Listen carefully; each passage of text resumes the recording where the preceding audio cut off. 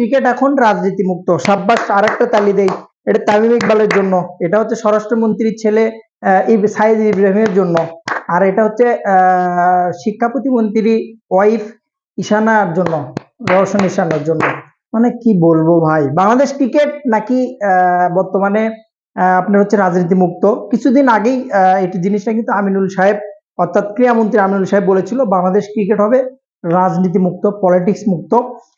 বুলবুলের বিদায়, বুলবুল দাইন। আজ থেকে কিন্তু বুলবুলের যে সভাপতি ছিল বাংলাদেশ ক্রিকেট বোর্ডের, অর্থাৎ সাবেক সভাপতি বলতে হবে এখন, সভাপতিত্ব শেষ। বর্তমানে কিন্তু বর্তমানে সরকারের পক্ষ থেকে এবং ক্রীড়া মন্ত্রণালয় থেকে যে কাজটা করা হয়েছে, অ্যাডহক কমিটি গঠন করা হয়েছে, যেটা 3 মাস থাকবে। 3 মাস পরে আবার হয়তোবা নির্বাচন হবে। নির্বাচনেতে যে বিসিবি সভাপতি হবে সে কিন্তু দায়িত্ব গ্রহণ করবে। কিন্তু বিষয় হচ্ছে অ্যাডহক কমিটিতে যারা জয়েন করছে সেসব সদস্য, তাদের নামগুলো ক্রিকেটের নাম অক্ষরে কিছু কিছু নাম যদি আপনি দেখেন, যে ক্রিকেট নলেজ যদি ক্রিকেট সংশ্লিষ্ট বা ক্রিকেটের সাথে সম্পৃক্ত তাদের, আল্লাহ পাক ভালো জানে মানে কি দেখে কি ক্রীড়া মন্ত্রণালয় বিচার করলো, এটা কিভাবে করলো তাদের ব্যক্তিগত ইস্যু। বাট একটা দর্শক হিসেবে, ক্রিকেট ফ্যান হিসেবে আপনার কাছে এই জিনিসটা কেমন লাগবে? মানে রাজনীতি মুক্ত, পলিটিক্স মুক্ত ক্রিকেট বোর্ড, সেটা অবশ্যই একটু সুন্দর করে, কষ্ট হলেও একটু ভিডিওটার কমেন্ট বক্সে অবশ্যই কিন্তু জানানোর চেষ্টা করবেন।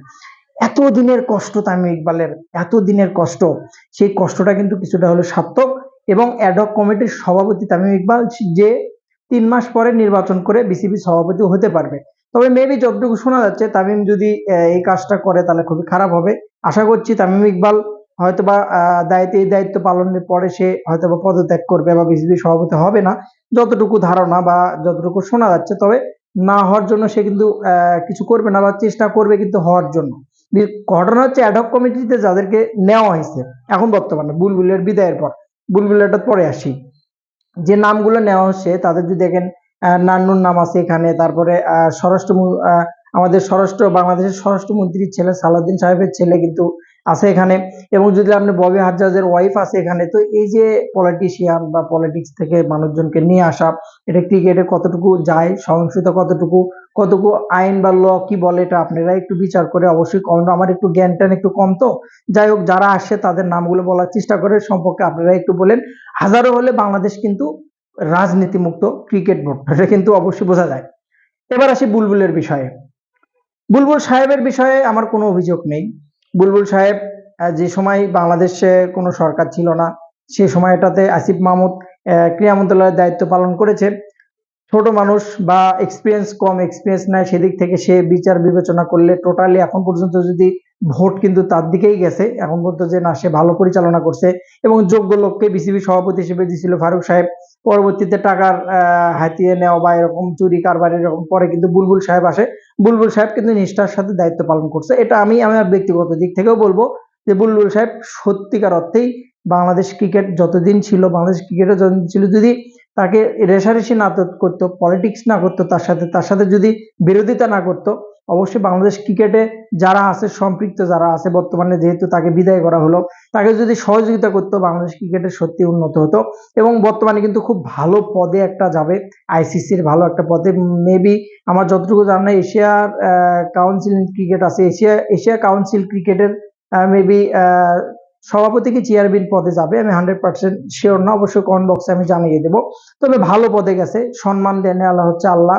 সম্মান আপনি চাইলে কিন্তু জোর করে সম্মান জিনিসটা নিতে পারবেন না, এটা রিসপেক্ট, সম্মান উপরে থেকে আসে, আল্লাহ তাআলা নিজে কিন্তু এটা পরিচালনা করে। সো বুলবুল সাহেবকে অবশ্যই বাংলাদেশের ক্রিকেটে যতটুকু দিয়েছে, যতটুকু করেছে, এবং প্রতিবাদ তার কাছে অনেক কিছু পাইছি। ভারতের বিশ্বকাপ থেকে শুরু করে, এক পক্ষ বিশ্বকাপের পক্ষে ছিল, এক পক্ষ ছিল না, অনেকেই কিন্তু এটাকে ভালো চোখে দেখেছে আমি মনে করি।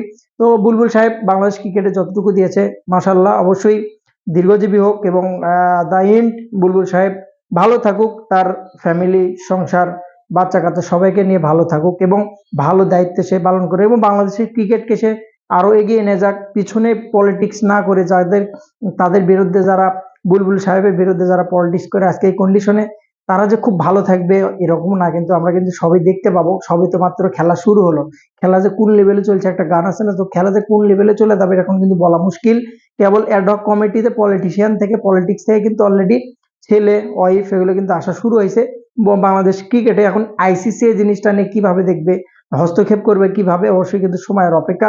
বাংলাদেশ ক্রিকেট ব্যান হবে না এমনও কিছু বলা যাচ্ছে না। তো অবশ্যই সময় সাপেক্ষে।